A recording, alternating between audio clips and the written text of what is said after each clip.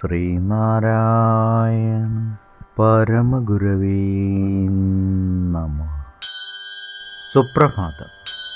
1609 ദിവസമായി ഇന്ന് 2025 ഒക്ടോബർ മാസം 10 തീയതി വെള്ളിയാഴ്ച. 1201 ആണ്ട് കന്നിമാസം 24 തീയതി. ഗുരുവചനങ്ങളിലൂടെ അവനവൻ ആത്മസുഖത്തിനായി ആചരിക്കുന്നവ അപരന് സുഖത്തിനായി വരേണം. ശ്രീനാരായണ ഗുരുദേവൻ.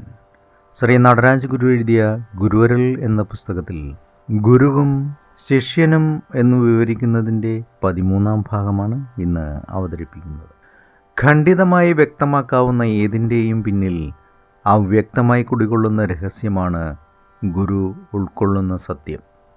ഈ രഹസ്യം കാരുണ്യപൂർവ്വം പകർന്നു കൊടുക്കാനുള്ള ഉള്ളഴിഞ്ഞ ശ്രമത്തിനിടയിൽ ഗുരുക്കന്മാർ വാചാലമായ മൗനത്തിൽ അമർന്നു പോകുന്നതായാണ് കണ്ടുവരാറ്. ദൈവത്തിൽ മാത്രം അഭയം കാണുന്ന അനാഥൻ്റെ ഏകാകിത്വമാണ് അപ്പോൾ ഗുരുവിനുള്ളത്. അറുതിയില്ലാത്തൊരു ഈറ്റുനോവാണത്. അതിനെ കുരിശാരോഹണമെന്നോ നിർവ്വാണമെന്നോ വിളിക്കാം. അത്രയ്ക്കും വലുതാണ് ഒരു സശിഷ്യന് വേണ്ടിയുള്ള ഗുരുവിൻ്റെ കാത്തിരിപ്പ്. ഗുരുവിൻ്റെ ഈ അവസ്ഥയെ പ്ലോട്ടീനസിൻ്റെ ഭാഷയിൽ ഏകാന്തതയിലേക്കുള്ള ഏകാകിയുടെ ഉൽപ്പതനം എന്ന് വിശേഷിപ്പിക്കാം.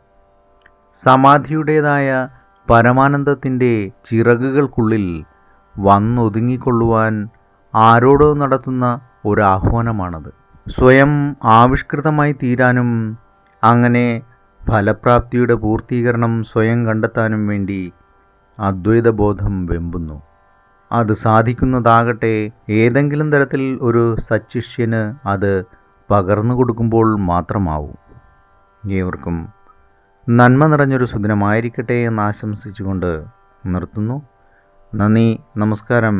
ഗുരുധർമ്മം ജയിക്കട്ടെ. ശബ്ദം നൽകിയത് സുജീഷ് മഹേശ്വരി.